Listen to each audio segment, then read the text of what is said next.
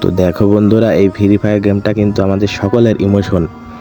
তো এই free fire গেমের ভিতরে কিছু বাস্তব জিনিস অনেক সময় ঘটে থাকে। তো এর ভেতর থেকে আজকে আমি একটা গল্প বলবো, যে এই গল্পটা শোনার পর তোমরা ইমোশনাল হয়ে যেতে পারো। তো বেশি প্যাকপ্যাক না করে ছোট্ট একটা ইন্ট্রো দিয়ে আজকের ভিডিওটা শুরু করা যাক।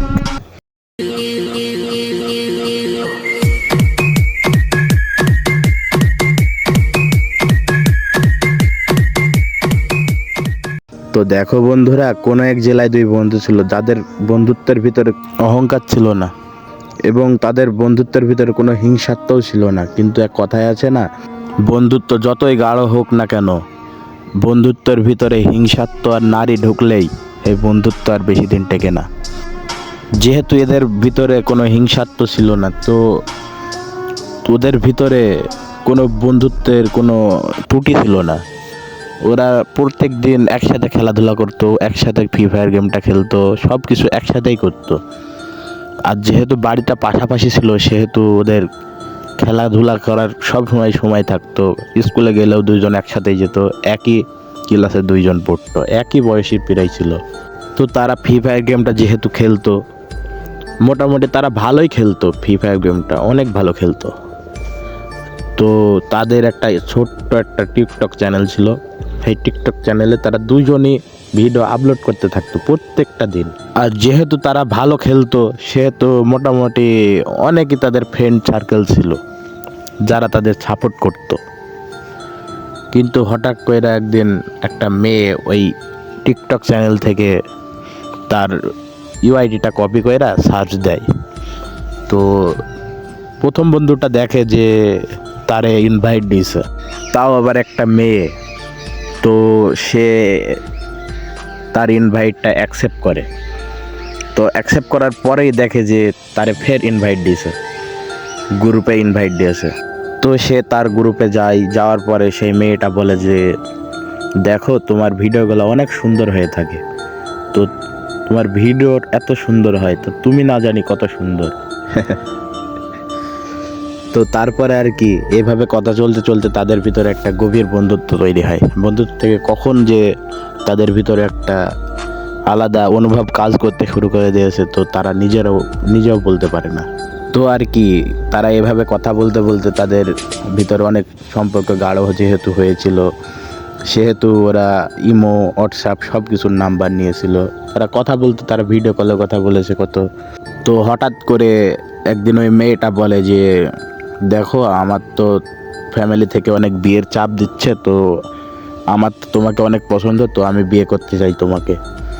তো বলে যে, আমি তো বেকার, আমার এখন বিয়ে করা সম্ভব না, আর আমার পরিবারও মানবে না। এভাবে বলার পর মেয়েরা তাদের ইমোশন ডায়লগটা দিল।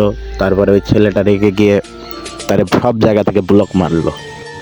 তো তারপর 4 মাস পর হঠাৎ করে জানা গেল যে দ্বিতীয় বন্ধুটা বিয়ে করতে চলেছে।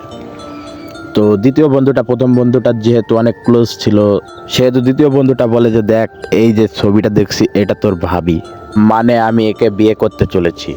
তো প্রথম বন্ধুটা অতি আগ্রহ নিয়ে দেখতে গেল। তো দেখে যে এটা তার সেই গার্লফ্রেন্ডটা। আর বলে রাখা ভালো যে প্রথম বন্ধুটা কিন্তু দ্বিতীয় বন্ধুটাকে কিছুই জানায়নি যে তাদের এমন রিলেশন ছিল, কার সাথে ছিল, কি এসব কিছু সে জানতো না।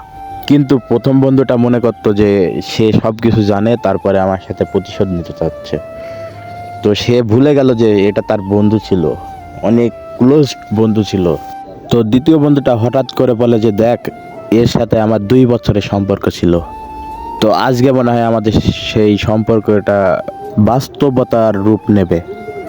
তো এসব কথাগুলো শোনার পর প্রথম বন্ধুটার মনে ঘটকা লাগে যে সে আমার সাথেও কথা বলতো, আমার বন্ধুর সাথেও কথা বলতো। তো এইসব কথাগুলো তার দ্বিতীয় বন্ধুকে বলে। তো দ্বিতীয় বন্ধুটা বলে যে, দেখ আমি তোকে বন্ধু ভাবতাম, তুই যে আমাকে এতটা হিংসা করিস এটা আমি বুঝতে পারি নাই কোনো দিন। তো আজ থেকে আমাদের বন্ধুত্ব এখানেই শেষ, তুই আর আমার বন্ধুত্বের দাবি নিয়ে আসবি না। তো প্রথম বন্ধুটা বলে যে, যেটা সত্যি সেটা আমি বললাম, তো এখন মানলে মান, না মানলে না মান।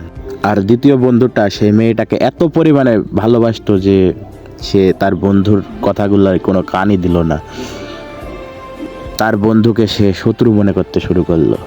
তো প্রথম বন্ধুটাও তার সাথে আর কোনো কথা বলে না, কোনো দিন কোনো কিছু করে না। তো দেখলে বন্ধুরা, একটা সম্পর্ক ভাঙার জন্য একটা নারী বা হিংসার প্রয়োজন হয়, কিন্তু এদের ভিতরে দুইটাই ছিল না, কিন্তু একটা নারীর কারণে হিংসাটাও তার ভিতরে চলে আসলো। তো আজকের মতো ভিডিওটা এই পর্যন্তই ছিল। ভালো লাগলে লাইক করবেন, কমেন্ট করে জানাবেন কেমন হয়েছে। তো আজকে আমি বিদায় নিচ্ছি যে লোল গ্যামারের পক্ষ থেকে। তোমরা সবাই ভালো থেকে সুস্থ থেকো, তোমাদের আঁকড়ে যে মানুষগুলো ভালো আছে তাদেরকে অনেক ভালো রাখো। তো টাটা, বাই বাই।